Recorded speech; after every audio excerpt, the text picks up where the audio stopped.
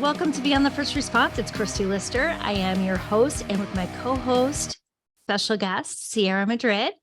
Hello, everybody. And our even more special guest, Doug Lowe. All right. Hello. We are excited. He has a new organization called EMMP, and we get to have a conversation as to what it's doing for our first responder world. So thanks for having me. You're welcome. Without further ado, we're going to do a little icebreaker for both of you. Normally it's just our guest, but you're kind of both my guests today. So we were talking, well, Ciara and I were talking about weather this morning, how delightful it is. What is your favorite time of year, Doug? Favorite time of year? Yeah, definitely summer. I'm a old beach kid from Southern California. I just moved up to Oregon in 2019, and the summers here are even more special because they're so much shorter. Few and far between. Yeah, few and far between. We even get rain here in June, so we only have like a couple month period over the summer where we actually have the sun. It's pretty gray here a lot, so I appreciate it even more now when I see it and feel it on my skin. So yeah, definitely summertime. Yeah, I can see that. Ciara. Yeah, I am. I used to be a summer girl, like growing up in Vegas. I love summer. But up here, which kind of ties into why we brought Dougie on, is the forest fires can totally ruin your summer. So I will say, and last summer we had a beautiful one. The one before that was horrendous. It was 3 months of smoke, raining ash. It was horrible. Yeah.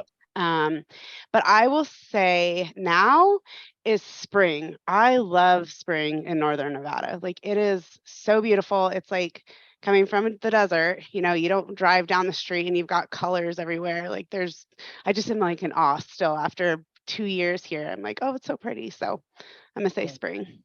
Good. I don't know that we really get a spring here in Illinois anymore. Honestly, I was meeting with a customer this morning and she's like, I don't think we have a spring. I miss spring because it used to be so vibrant and the flowers would just be blooming. And with the rain, because we get a lot of rain in the spring, it's just always so beautiful. But it's like the trees don't know what to do anymore. Do we bud now? We started budding in November because we thought it was still spring then.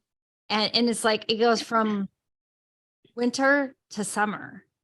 So I miss that. But fall, I love the smell, the colors of fall and the smells of fall. So yeah, it's unfortunate that our climate's changing the way it is. And Yeah. Ciara just kind of touched on that, these seasons are becoming less seasons and more dramatic turns into, raging fire season to raging flood season to raging hurricane season to, everything. Raging snow season. That's all we've gotten here is snow. Crazy. I mean, we need the water. We'll take the water for sure, but right. But even getting snow or tornadoes in places that normally don't get those. Yes. Right. It's like a snow globe that's been turned upside down and it doesn't know which way to take it to the world. Right. Yep. We've made Mother Nature mad. Yeah. Yeah, we have. Yeah. Either that or she's going through menopause. Okay, we'll give her an out then. Yeah. Well, we all have our part to play in that.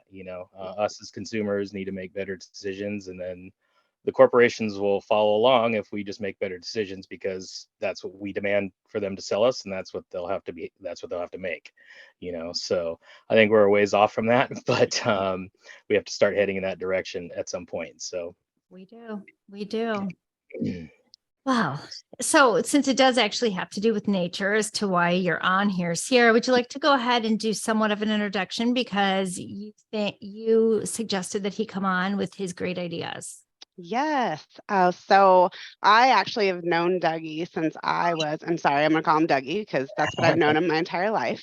And we were chatting one day and he said that he started this organization to help feed the Wildland firefighters and displaced homeowners, people during fire season. And I'm like, oh my gosh, like that's amazing. People don't realize how much firefighters go through what they go through during wildland fires. They don't come home for months. I mean, I am a child of a wildland firefighter. My dad worked for the Nevada State Division of Forestry, and being a summer baby, he was never home for my birthday. Like, I think he missed every birthday up until I was 10 years old.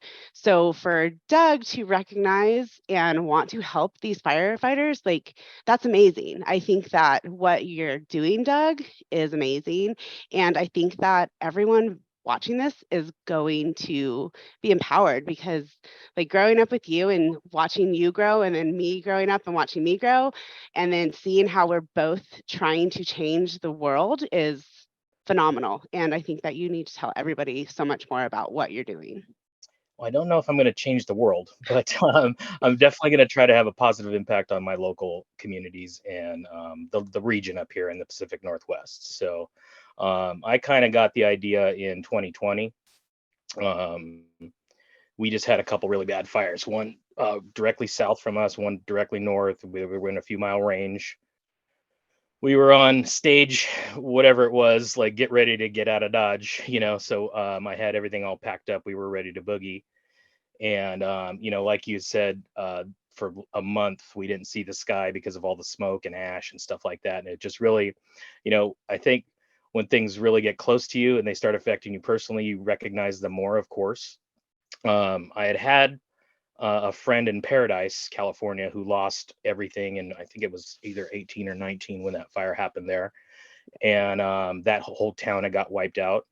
And then in 20, the Phoenix Talent fire, which is near Medford, I have another buddy that lost his entire community of houses. This is not people that are up in the woods. This is entire city, warehouses were burning down, because the fire was just jumping and it was so hot and windy and they could not get control of it. And it wiped out the entire city, and then, like I said, hitting close to home here with these couple fires, it just really made me think about it a little bit more, than what I had paid attention to, previously. And I just happened to be watching because we're obviously watching the news to see if we need to get out of town. And they happened to be at an evacuation site in Oregon City. And there was just a guy there with a travel trailer, similar to the one I have. And he was able to get out the day before and go to the evacuation site. And he had just set up a little barbecue there.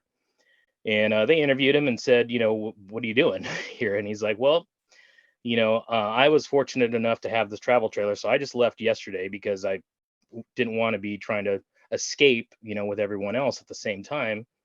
But a lot of my neighbors stayed behind and they're trying to save their animals. They're trying to save their property and all the things that they worked for their whole life. And they're staying there till the very end. So they might be coming down this mountain with absolutely nothing in their hands. So I'm just whipping up some burgers for them to make sure they have something hot to eat when they get here. And I thought, what a great idea. The guy was obviously just, had a really good intentions and a really noble thing he was doing. And it just kind of clicked. I was like, this guy beat, obviously you have great organizations out there doing stuff for people like, Red Cross or FEMA, or even like a Jose Andres style person who's traveling the world and helping people out in these type of situations. Well, this guy was more local and he was focused on his neighbors and his friends and family that were coming down late. And he beat those guys there. He beat the Red Cross there. He beat FEMA there. He beat the first responders for food stores and stuff like that.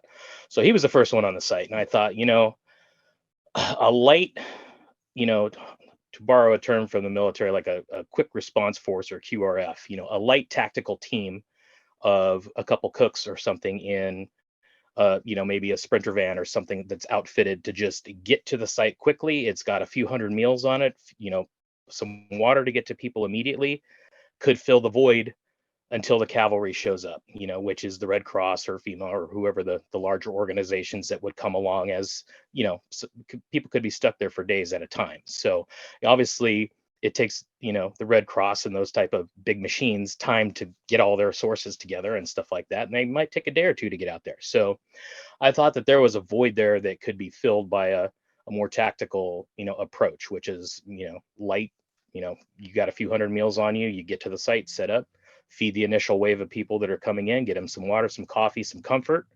let them know that there's somebody out there that, cares and is doing something for them right off the bat. They possibly are having the worst day of their life. They might have just lost everything they owned, and friends or family and animals, like I said. So just that's where I really got the idea of it, and I just kind of put it on the back burner for a couple years. And this year I decided, okay, I'm going to give it a shot and see if it's actually something that is needed, will work, and yeah, go from there. If I can expand it in the future, if I can have a SWAT team of these, quick response vehicles that get out to these sites really quickly, that would be the end game, and kind of fill in the holes until the cavalry arrives, the backup arrives. Yeah. And I think that's amazing. So EMMP is Emergency Mobile Meals for the Pacific Northwest. Right. So Right. currently it's you. What is this your full-time job now, or? Yeah, I'll be focusing the entire summer on this project. So, yep. Fantastic. And your goal obviously is to not only feed the local community, those that are living there, but also the first responders. Sure. Yeah, I'm sure there'll be first responders on those sites as well. So Absolutely. there'll be plenty of sheriffs blocking off roads, and there'll be, deputies on these sites along with emergency staff and, people that are supplying aid to, they could have injured people there. There could be a lot of first responders simply on an evacuation site, Right. So, and then moving forward after that, I'm looking into actually working with the state of Oregon to go on to actual sites with the first responders themselves, the forestry and fire departments and things like that. So that'll be something I'll be looking forward to in the future. I have to kind of figure out if I can pull something like that off by myself, which I don't understand the scope of it yet. So I've been in contact with my local fire district and my local forestry department. So I'm gonna actually do something for them, just as a, kind of a thank you barbecue type thing. We're kind of coordinating that too, along with the local police department here, just to kind of, also let them know who I am, and, get them on my side and stuff. So when they see me out at these sites, they understand I'm a friendly, so, just kind of a meet and greet, and meet at least my local people, and use those contacts to kind of figure out how I need to navigate, the larger Oregon state system, so that's something I'll be looking at in the future. I got my hands full just trying to figure out my website right now, but yeah, other than that, I'll be looking definitely towards directly feeding the first responders on site in the future. Mhm. Which is like they roll hand in hand, because especially in small communities, your first responders are your community. Like, they live, especially in rural towns, they live within those towns. I mean, like, Reno is not that big, so people don't live, 20 miles away and drive in. Like, this is your city, this is it. And I think, like, I love the idea of big expansion, just because we are a fire area too. Sure. We had the big fire in 2021 that you watched it. I mean, we could see it rolling over the hills, and it never hit Sparks, where we live, but it seemed like it was dang close. And then, you just drive up 20 minutes, and then all of a sudden you're in burned area. And I know that, because I follow a local firefighter page, a local wildland firefighter page, that those guys, they were out there for 3 straight months. Like, and to have somebody like you coming out and recognizing what they're doing, because sometimes that's all they need. They just need this, hey, way to go. Like, Yeah. I know today was a crap day. Here's an awesome meal for you. Like, they don't have that, because they're living in cots. Sometimes they are able to get to a hotel room for one night, and then they're going back to living on cots, because they can't be far from the fire to do a switch out, or however, I don't know the exact words for for wildland firefighting. I don't even know the exact words for firefighters, but like, they go in shifts, but their shifts sometimes have to be, cut into, or they have to switch a shift because, somebody's hurt, or somebody inhaled too much smoke, or however it may be. But they don't have like that personal connection that you're going to hopefully be giving them with a hot meal. They just, it's lacking. And I think that that's an amazing thing that you're doing. Thanks. Yeah. Yeah, I envision that they would appreciate any hot grub they can get, because it's probably few and far between. Like you said, they're probably out there for, crazy shifts, and it's not like they can just say, okay, we're going to take a time out, because the fire's under control, they actually have to keep moving and try to stay ahead of this thing and try to get their lines cut and get, and they have to go everywhere. So they're humping, equipment and all this stuff, and they're long brutal days. And, like you said, they're sleeping in, not ideal conditions, and they're making makeshift camps. And anyone that could show up there with a friendly face and a hot cup of coffee and some food would, I'm sure, be a welcome sight to them. So yeah, And definitely looking forward to that. that's given them a little bit of family too, if you think about it, because they're out there, their families are at home, they're working hours on end, they're emotionally drained, they're physically drained, they're emotionally drained, and they feel isolated out there. Yeah, and I plan to I'm going to add some sort of satellite Wi-Fi link up. I don't know which one I'm going to go with yet. The Starlink seems pretty pricey, but we'll see what I can finagle. And maybe just give them the chance to jump on a Wi-Fi with their phone and go through WhatsApp and let their family know that, hey, I'm okay. I'm up here on the side of this hill, but we're plugging right along and we're doing good, just to contact their, because your family, I remember one of my best friends growing up, he's like, a bonus brother, that I got, or a bonus son, my mom would call him, he went off and fought in Iraq and Afghanistan. And, once he got deployed, we were just sitting there watching the TV 24 hours a day, trying to get a glimpse to see if we could see his unit, just to, because there was no, it's not like he could call and say, hey, I'm okay. We took Baghdad, but I'm all right. So it's that anxiety, from a family and friends perspective, where you don't know how your loved one is doing, the person you care for, they're out there, but you have really no contact with them. And also at, maybe even at an evacuation site, say that in Paradise, I saw a really cool documentary that they did about that, and it just kind of showed even the forestry department responding to the fires. At first, they couldn't believe what they were seeing. It was nothing they had ever seen. It was jumping crazy, and just took over their whole town. They didn't really know what to do. They were at one point getting out of their cars and walking people out on foot to try to evacuate them because the traffic was so bad and blah, blah, blah, blah. So, and you see these images of cars driving through fires and, with, mothers with their kids in the car, trying to keep them together. And it's like the pure panic. And once they just got to some place, okay, where is that place? Does that place have cell service? Right. If I'm there and I have a Wi-Fi, they can jump on that mobile Wi-Fi and at least, let the people that they know, that care about them, let them know that they're okay. So that's another thing I want to add to what You I'm should doing. reach out to Starlink and let them know what Yeah, you're doing. for The equipment up front is expensive. I mean, it's like $135, $150 a month for the internet that you can turn on and off. So you'd be able to turn it off in the down times. If Yeah, it's a couple months you're not out there, that's cost. yeah. They just raised it, actually. I think it's 200 a month, and the initial equipment I need is like 600. Yeah. So I was looking at like 3,000 for a year. So that's just not I something. have it for my camper. So when because I work from my camper sometimes, so I needed internet that worked.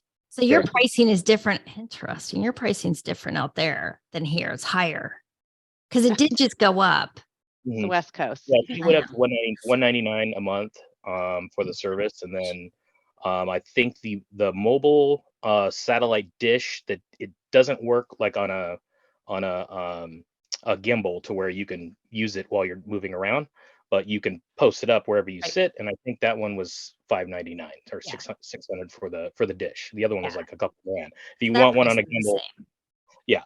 So I was just looking at the $3,000 expense for the year, and I'm like, Yeah. okay, can't afford that right now. So, but hopefully here in the future. So I am going to be looking for corporate sponsorships, definitely. As soon as I start getting my face out there a little bit, this podcast is going to help tremendously. And then I have a upcoming newspaper article just to kind of get my name out there in the local area here. And I have some other stuff planned too, and getting the social media sites up and running. And once I get some crowdfunding, coming in, that will be great. But I really want to go after the corporations and find the corporations that understand their responsibility to the environment too, and wanting to give back to the very people that make all their profits for them. I think a smart corporation would see what I'm trying to do and understand what I'm getting at, and want to give back to their local communities too. So, and I have some meetings and that kind of stuff set up here in the near future. So I'll be looking for some. I'd rather have the money coming in through there. I'll take any, any donations. Crowdfunding is great, and small donations add up, and they'll definitely help. But I want to go after a little bit more, larger, corporate sponsors type of thing. So, and then eventually, hopefully, move it into, possibly just a full blown nonprofit where, I can go after grants and different things like that. So we'll see how it shapes up. I still haven't I haven't even met a CPA yet, so I haven't had a, they've been busy with tax season, so I just started trying to call them in January, and they just laughed. They're like, yeah, well, call us in October, or something like that, and I was like, well, how about May? So we'll see here coming up, if I can get a CPA on and help me kind of figure out how I need to design this, this organization so that I can take advantage of whatever I can take advantage of to help fund it. Yep. Well, you answered all my questions, so I think we're done. No, I'm kidding. So you are not for profit. Corporate yet. sponsors are huge. So you're going to be, you're Right. applied for not your non-for-profit status, or not yet? I have not applied. I haven't got a CPA on yet, but as soon as I contact a CPA and find out how I go about doing that kind of stuff and why I would want to, right now it's all my money. So I put all my money behind this thing. If I were to set it up as a nonprofit right off the bat, I would have had to donate everything that I purchased, just for this project, which I really can't afford to do. So if it, for some reason, the organization doesn't work out and I need to liquidate everything, I need to be able to recoup some of that, money that I put into it, and at least minimize my losses. And you can't do that with a nonprofit right off the bat. You'd have to donate everything. So it was a selfish reason right off the bat why I didn't do it, because I was like, okay, if this doesn't work, I need to at least be able to recoup some of my initial investment. And I also, since it was my money, I didn't want to form a board and have people tell me how to spend it. So I already had the vision in my head of how I wanted things to look, and how I wanted just something as simple as the logo, and how I wanted to set up the mission statements and vision and the websites and things like that, and the social medias. And I didn't want to put together a group of people to tell me what to do with all that stuff. So I have 25 years experience running restaurants and catering, and I've run massive, I worked Coachella's 3 years in a row out in the middle of the desert for a couple weeks at a time with serving 7,000 to 8,000 pounds of meat to 120,000 people every weekend. And it was just mayhem, with 3 food booths and 50 plus staff. And, I know what I'm doing when I'm in a kitchen, and also, in a mobile kitchen, I got the chops. So I didn't need anyone going, hey, maybe we should get this type of barbecue. No, we're not getting that type of barbecue. We're getting the grill that I want to get, because I know what's going to work out there. So secondary reason was I wanted to make my own decisions with my own money. I also wanted to have some freedom to get more money, which, if you're a nonprofit, I could not apply for any type of small business loan. You can't do that type of stuff with a nonprofit. So I have good credit. I was like, okay, if I see some potential here and I can string it out for another year, if the first year is just kind of a wash and maybe I see potential to go for year 2, I can pull out a small business loan and finance it that way if I can't get corporate sponsors and small donations and that type of thing. So those are a few of the reasons.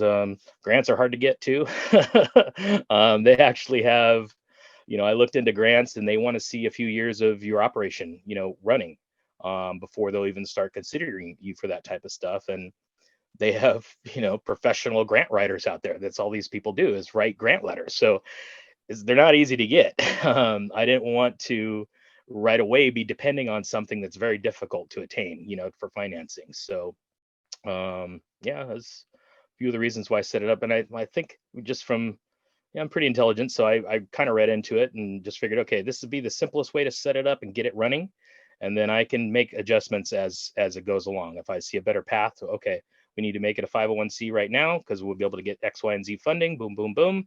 It's just a matter of doing paperwork. So I can change that around as soon as soon as it becomes relevant.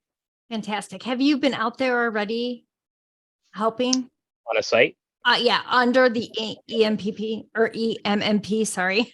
Yeah, not yet. Still, so it took a couple months just to get the health department to figure out what to do with me. So I contacted them right off the bat and said, okay, I don't think I fall into your category here. I know what you guys do, but I want you on my side. So I'm reaching out to you and figuring out what we need to do here to make sure that I'm permitted to be on these type of sites. So my local Lynn County Health Department here, Sydney Jones, I'm going to give her a shout out because she's totally awesome. She really understood what I was trying to do and thought it was a great idea. Ran it around within the department there. They all really liked the idea. They just really didn't know what to do with me. So they sent it up the chain to the Oregon Health Authority. Ran into some red tape there, but was able to I think in the conversation with them good, and they kind of really got what I was trying to do by the end of the conversation. They were trying to shut me down right off the bat, and I just wasn't having that. So I was like, look, we need to figure out a way to make this work, so just tell me what you want me to do and I'll do it. So we got around it. I just needed to get some permitting stuff done, which is technically not for what I do, but they're going to kind of make a permit for me, using an existing permit. They're going to give me a permit to do what I want to do using that template. So, and I'll use that as my base template. And I just need to contact, local, the whatever evacuation site I'm going to be on. There'll be an emergency manager there running that, which will probably be the sheriff, the local sheriff of whatever county that is. So make contact with them, let them know who I am, show them my permits from my local health department, and get on site that way. And they're concerned about foodborne illness, which I understand, and the Oregon Health Authority lady from there shared with me, she's like, sometimes people are out there trying to do good, which we love, and of course everyone appreciates, but you show up to an evacuation site and you have the local church parishioners out there with grandma's homemade potato salad that's sitting in 100-degree heat and flies all over, and I was like, look, I understand. I understand where you're coming from. I'm not a local church parishioner out making potato salad and letting it fry in the sun. I've got 25 years experience at this type of stuff, so I know what I'm doing. So I think once we got a little bit better understanding of my background and what we were doing, she felt a little more comfortable with what I was trying to get at. So actually got back in contact with just the local health department now. They sent me out all my stuff. I was just filling it out before we got on the Zoom call here, so on the podcast I should say. So yeah, I'm gonna get that all in and I should have my permit this week. So but it took a couple months. One step closer. Yeah. Sometimes the wheels turn slow, so it's this is a new thing, and there's not really I guess I'm blazing the trail here on something like this, but so at least they're working with me to they understand what I'm trying to do, and they're definitely on my side as far as just trying to provide relief to our local communities here, and so they're working with me on that, so I appreciate that for sure. Yeah, and we're not in fire season yet. I No. guess what, May 1st, or what does it start up there? Like, because I know that we are about it. We can get rain into June here in Oregon, so but it will be starting, like you said, I'm planning on trying to help my neighbors too. So whether that's Northern Nevada or Northern California or Idaho or Washington, this region up here is the fire region now, and it's big, so if a fire breaks out while it's still raining here in Oregon, I'll be popping over to my neighbors and helping them out while the goal is to just get to where I can get to as quickly as I can, feed as many people as I can, and move on to the next spot that needs my help. And so wherever that may be, I'm not going to let a border stop me from going over and helping out my neighbors. We're all Americans, and we need to start spreading the love back around to our fellow Americans. Absolutely. Which brings up a good question for our listeners that live in places like Illinois, the Midwest, and don't get the forest fires except for the ones that they have controlled. Hopefully they stay that way. But what does the typical season look like? Because for us, tornado season could potentially be a lot similar to your fire season. Yeah.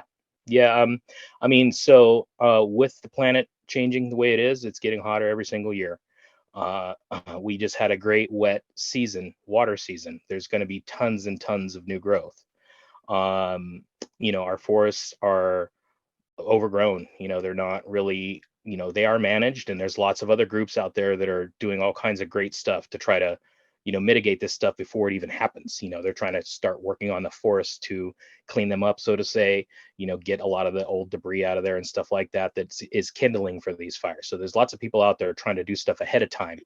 But as soon as it gets hot and as soon as the wind kicks up, we're in trouble. So and the reason is a lot of things, whether it's a lightning strike or whether it's a power line, these old power lines that are running, that have been on above ground for the past 100 years, that are out of date and not serviced properly, and wind blows one of them down, boom, you have a forest fire, and it is out of control. Because especially that year in 2020, it was probably in the 90s, for all August, September, and super hot and super windy, and the fire departments and the forestry departments, they can't get out in front of it because it's so, they jump so crazy, and they consume so much of this dry kindling that I'm talking about, and this unkept forest. It's just it's an inferno that they just can't really get a hold of until Mother Nature helps them back out again with some rain or some cooler temperatures. At least even the cooler temperatures help them out to be able to contain the fires. But when it's hot, it's on and popping. So we can expect anywhere from June to maybe even October or November now. It depends on just how hot the El Nino or whatever La Nina season is. Like, I don't know much about that stuff, but I know that it gets, you have hotter, longer seasons, and sometimes you have wetter seasons. And we just had a really wet winter. Tons of rain everywhere, and unfortunately the ground doesn't soak it up because we've had so many years of dry seasons before, especially like NorCal, Nevada, Colorado, those type of areas. Like, the grounds don't soak it up as much because they're so dried out that once the water hits it, it just kind of rolls off of it. So you just have this really dry conditions along with heat and wind, and boom, you're in fire season, and it's not going to stop until until it's over, until it's done. We don't have control over Mother Nature. She's still the boss. So all we can do is try to the people that are getting out there ahead of time and cleaning up the forestry, go buy some goats, everyone. Like, go put some goats out there and let them chew all this stuff up. That's the easiest natural way to deal with it. All right, there's my cue. I need to go buy a baby goat. Yeah. Go get a goat. And there's your reason. Yeah. So eat up all your brush, and get rid of all your weeds, and clean up your yard, and that'll make your yard less kindling. So there's a lot of work to be done. There's a lot of people out there trying to do it ahead of time. Then you have your people like your first responders that are out there trying to save what they can, including our lives and our property, and our animals and everything like that, and they're risking their lives to do it. And then you have people like me, hopefully in the future, that are coming along and helping out on the back end, which is okay, now that we're past it, let's start picking up the pieces. And the first piece is get a hot meal in their hands, and a cup of coffee, and let everybody chill and just kind of okay, what's my next move? I'm here at this evacuation site. Do I have a place to go? Do I have a plan? I'm going to look at a local company up here about getting some like 3-day bags, where it'll have a few days of MREs, couple liters of water, a couple snacks, maybe a toothbrush, something like that, just to give them some, for the people that don't have anywhere to go. They're going to be stuck at this evacuation site for a couple days, maybe, or they're going to go back to their property, and they don't have refrigeration up there, or they don't have anything else going on, but they're going to go right back up there as soon as they can. Here's a couple days worth of food, and maybe almost like not a bug out bag, but a bug back in bag, or something along those lines. Just some meals, some water, a couple comforts of home, maybe some fresh socks, or something like that. Just a little something in an emergency bag that I'll hand out to the most needy people, of course, that I can. So I'll be looking at some sponsorships to get something like that going too. So On those little pay it forwards, they go a long way. yeah. I just, I am too old to be running around restaurants anymore. Oh, stop. So I can't be running around Coachellas anymore, to 3 different sites managing 50 plus people. So I still wanted to do something with my cooking skills. And the meals I'm not gonna be preparing filet mignon right off the bat, but Dang uh, it. I'll be doing some simple stuff, My simple quick hot. favorites.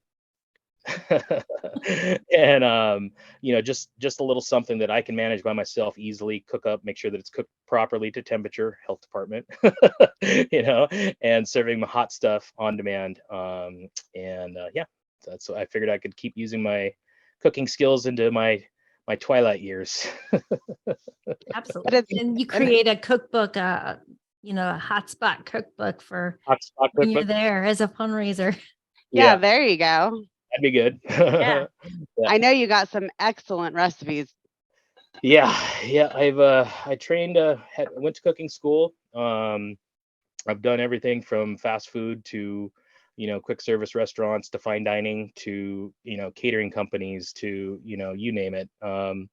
I've I've paid my dues in the restaurant industry, and I know I have a lot of experience at a lot of different things. So I'm going to be using little pieces of all that stuff of all that knowledge that I've gained along the way, and try to put it into this project and see, years of management, front of the house, back of the house, you name it. I've done it all in restaurants. So try to put that stuff to good use for this organization, this cause. And yeah, I think I'm onto something. I We'll think see. so. And cooking, cooking brings people together, and it might not be their kitchen, but it might even And be you Hell's kitchen in the middle of the fire, but nonetheless, Yeah. it's still bringing them together Yeah. and starting conversations with them, knowing that, they're not alone in those times of the unknown. Yeah. Yeah. That was the idea behind it. So well, and yeah. I love it. Just I mean, from like coming from a first responder background, like and knowing they're just like my Matt song days, and Christy knows too, is there was, like people have this thought that they get to stop and sit and eat and they get to do this and it's not like that. It really isn't in a first responder world. Like when they're working and they're actively working, they don't just get to stop. So just passing by you and you pass them a hot meal while they can continue going on their way, and even if it's just like eating a few bites and putting it down for them to go back later, it's so detrimental to their mental health, because they have to eat. Like eating is such a huge part of mental health that I've learned through my grief and growing, that doing this for them just adds a whole different level of respect to them too. And I think that that is such an amazing thing that you recognize that, they need it just as much as the community needs it too. Like you're taking on two heads and you're bringing everybody together because of one crappy cause. And I think, like I said, I believe you're changing the world, because when you change just one person and you bring happiness into their life and you, I don't know, I make them have all the good feels. When you do that for somebody, you're essentially changing the world, because they're going to take that and they're going to do that for somebody else. And then that person's going to do it to somebody else. And that is one thing that our common day society is lacking, is that empathy that you are giving a whole community. And that is amazing. I can't just say it enough. Like that's amazing. What you're doing, like you said, it takes days for FEMA, Red Cross. They're great organizations, but they're not boots on the ground right away. They're not. And especially, in little towns that are being wiped out by firefighters or by wildland fires. They can't get there quick enough. And if Yeah. you can, and you're I mean, you're not saving the community, but you are, because while they lost everything, and that might have been the sheriff's house and the chief of fire, the chief of I can't talk right now. The Okay. fire chief, the fire chief may have lost his house too, but you're there saying, "I got your back for this." Like, here's a hot meal because you still have a job to do, and I Yeah. recognize that. And thank you. Like, Yeah. it's a huge thank you. Thanks. Yeah.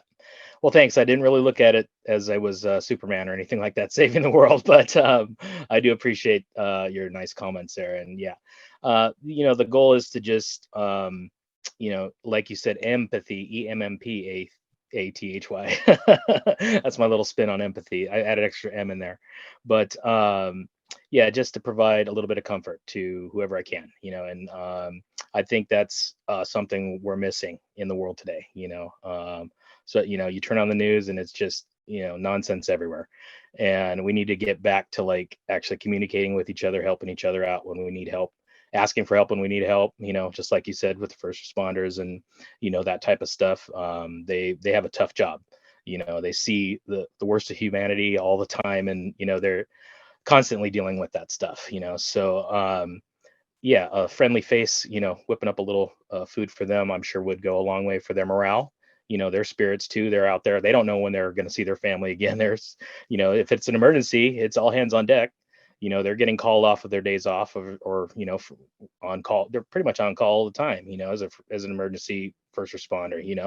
If there's a real emergency like this, it's all hands on deck, and your vacation's over. And they don't care about any of that type of stuff. It's like, let's and that's the great thing about these people. They do it mostly for the love of what they do, which is, they grew up, they wanted to be a firefighter. They wanted to go out there and risk their life and do that type of thing to save us and save our property and our animals and friends and police as well. These people risk their lives every single day. Every single time they pull someone over, they're risking their life, because of the madness that's going on in the world right now. So a little organization that recognizes that and just wants to get us back on, just giving some love out to our fellow humans, I think is something that we need. So that's the number one goal of this thing, is to just show people that there's somebody out there that cares, and we care, and we're going to be doing what we can to help. That's it. Absolutely. And your mission statement, I know you kind of already said it, but you have 3 things: to feed during an emergency and evacuation, to boost the nourishment and morale of both first responders and the victims of the fires, and the comfort, which you guys stole my thunder. What was that? Yours to begin with. So to show empathy, to follow human beings as much as possible, the most challenging times in their life. Yeah. To not follow, fellow human beings. See, it's Yes. not just you, Ciara. It's Monday. I was just going to say it's Monday and rainy and cold. Yeah. That's what I'll blame. So 3 parts to that mission statement, feeding the evacuated, feeding the people helping with the evacuation, and just providing some comfort and empathy to those people we're all stuck in this, emergency situation together. A little comfort will, at least help, reduce the anxiety, the stress of everyone going through this crazy thing together. And, calmer heads will always, prevail. So once you have a little bit calmer head, you can sit back and go, okay, we made it out of there. Maybe we just lost everything, but we're alive, okay, we're alive. The kids are okay. The dog's okay. We can figure this out. We can figure out what our next move is from there, so it's just, that comfort to those people with just a simple meal, and, even a handshake or a hug, or, whatever they need, so I've been talking to people, like I said, in front of the house restaurants, I've BS'd with thousands of people over my life, whether I was a waiter or a front of the house manager or whatever I was doing, even busboying or bartending, and I've done it all. So I've had thousands and thousands and thousands of conversations with people, one-off conversations with people that I'll never meet again, but always happy to lend an ear, and always happy to BS with someone. And now it'll be just more focused on having that conversation of, okay, you're okay, here's some food, do you need a 3-day bug out bag, to where you'll have, do you need to make a call, do you need to jump on my Wi-Fi, do you need to let your friends or family know that you're okay, and that type of conversation, more of a nuts and bolts comfort conversation. And then we can go, after they realize there's somebody there for them, they're gonna calm down a little bit and relieve some of that anxiety from them, so that they can make better decisions for what they have to do in the immediate future. So I do. I think empathy is that moment of they can't take a breath themselves, but by providing that empathy, it kind of gives them that ability to take a breath without realizing it. Sure. And they look back. I guarantee they'll look back on it and be like, if it was just that one meal. Yeah. Gave us that one meal, and was the boost. I Yeah. could breathe. Yeah. Yeah, was the Yeah. boost they needed. So, and that's why I try to keep it simple. Like, okay, let's just provide some food and comfort, and the rest of it will fall into place. The more if we can expand and we have to go through expansions and that type of stuff, I'll start working on more of the corporate nuts and bolts of what that looks like. But for the meantime, get out there, provide the empathy, like you said, the food, the water, a shoulder to lean on for a minute, get yourself back grounded again, so that you can start making better decisions for yourself and your family and what you're going to need to do moving forward. And if that's just the goal of this entire organization, we can manage that. You know what I mean? That's easy to manage right there. Just keep it that simple premise, just like you said in the mission statement. It's those three things. Focus on those three things. Everything else will fall into place. So in order to have others help nourish the world, the fire area that you are, how can they contact you in EMMP? Lips are Sure. dry. Yeah, I'm sorry. that's okay. Yeah, I've been having some water in between our talks here, but yeah, we have a website up. It's emmp.us. On there, a link to donate, with just PayPal. I'm still working on that and try to figure out how to get the Venmo and some of the other types of things that I want to, have easily for people to just use their apps or whatever if they want to jump on and, send $5 or $10, whatever they can do. That'd be great. Plus, those also would allow you to sign up for sustaining donations, where if you wanted to be a monthly or an annual type of a donator, to where maybe you want to give once a year a certain amount, or you can set all that stuff up with PayPal. It's right there on the website underneath the donate section. And yeah, I'll have just basically the digital stuff for now. I'm not going to be asking for any money on sites or anything like that. Every meal that I'll be providing is going to be 100% free. I'm not going to be like, okay, I did find out that there was a food truck in my county that went around to these type of sites, and I was like, a food truck showing up to these is kind of, That's kind of a kick in the. seems like kind of like the wrong approach, like, hey, I got a $15 burrito here to sell you in your time of need, so I definitely didn't want to go that approach, but these things do cost money. So yeah, any donations that anyone wants to send in, they can definitely jump on the site there.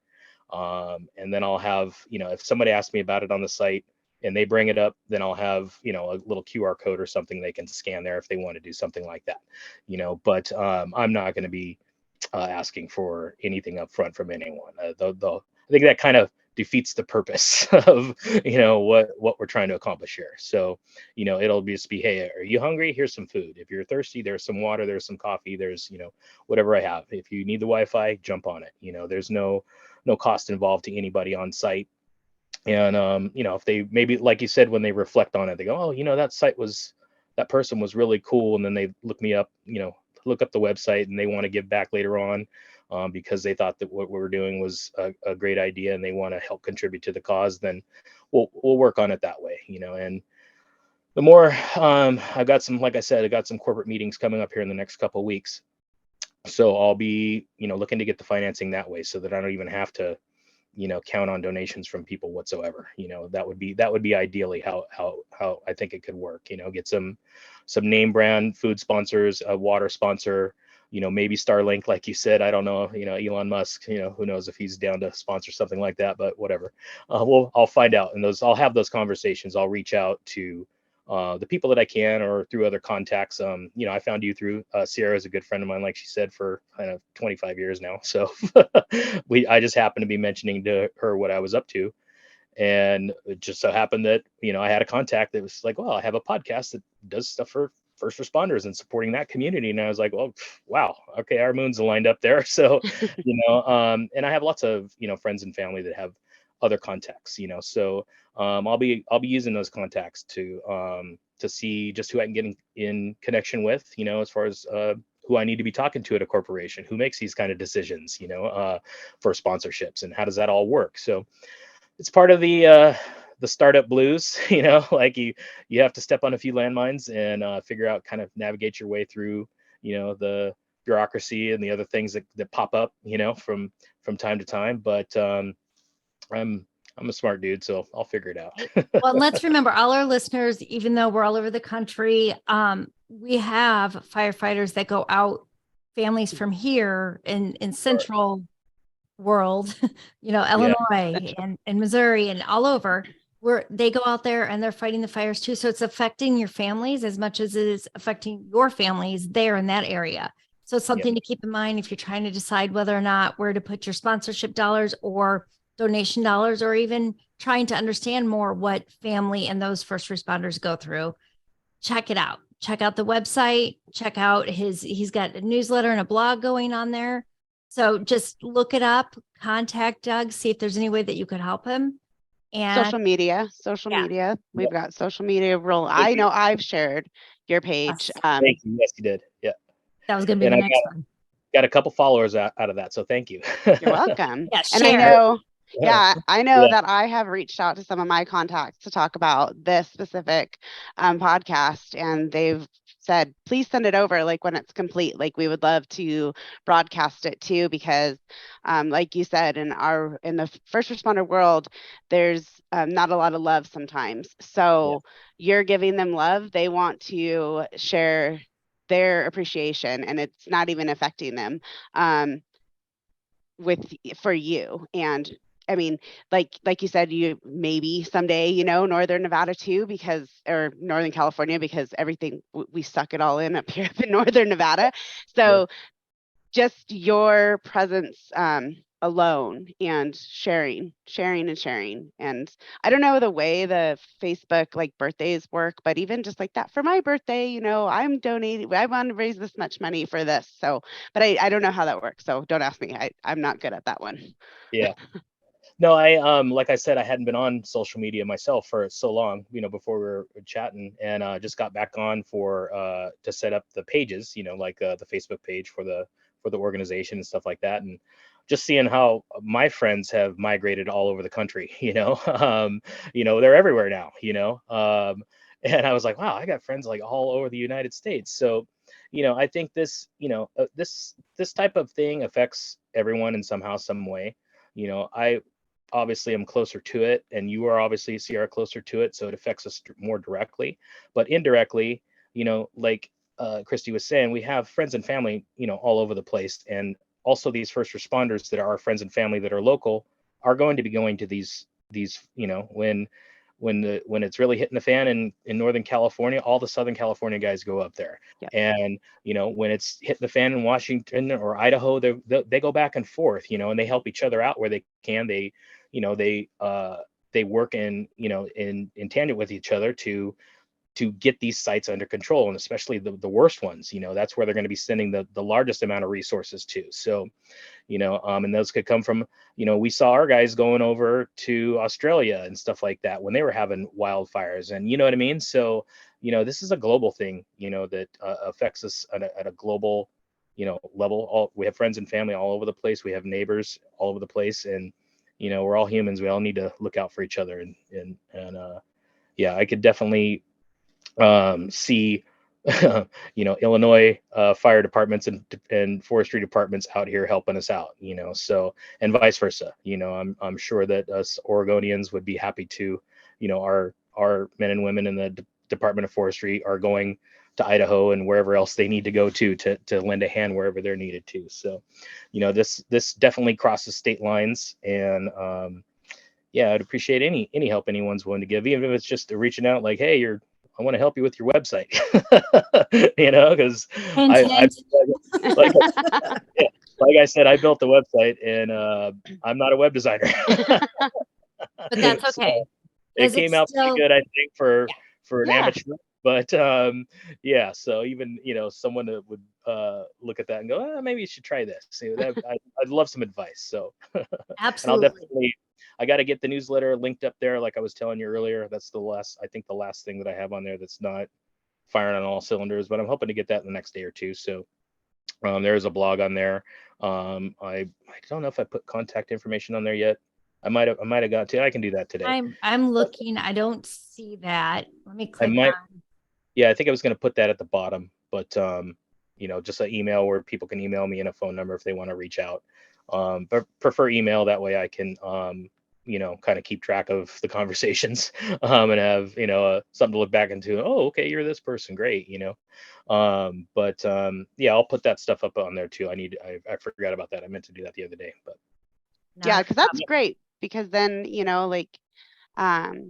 never know who you might touch one day that just, they could change your day, so to Sure. speak. Like, you help them in May or June, and their life gets situated, and you might have like a down day in October, and all of a sudden, ping, and this comes through, and it says, "Hey, remember when you did this for us? Thanks so much," and it changes your whole mental health Or day that day. I have an angel investor come along that says, okay, this is a great idea. I'm a philanthropist. We really want to get behind it.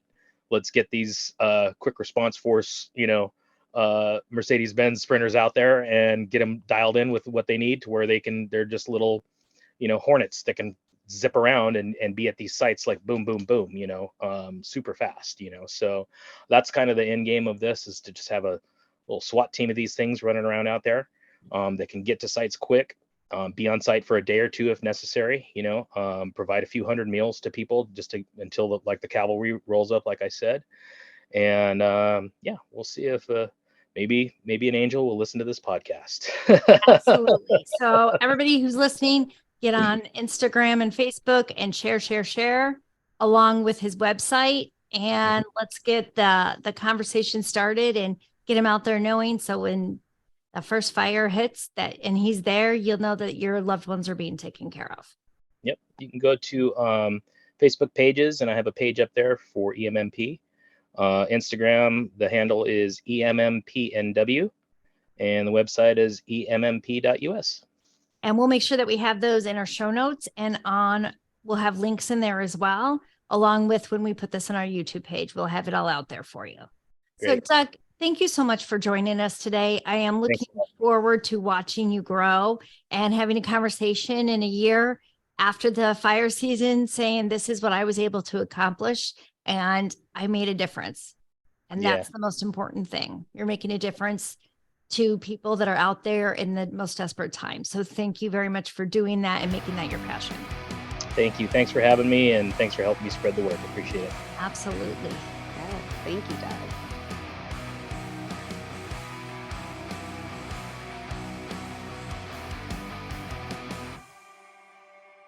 We are excited to be able to start our day with Badge Brew Coffee. Hey, Robin, did you know that Badge Brew has a new charitable badge collab roast? Hey, Christy, I thought I heard that was going to happen. Yeah, it's called First Response Roast, with a spicy, smooth, medium roast with flavor notes of spice cake and citrus undertone. Oh, that sounds amazing. And if that doesn't tempt our audience, a portion of the proceeds go to First Help. Oh, and don't forget, they're first responder family owned.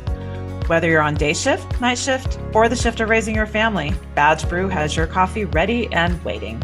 So let me ask you, what's your badge of honor? Find out by going to badgebrewcoffee.com and order yours. If you want the first response roast, click on Charitable Badge Collab. I know I am.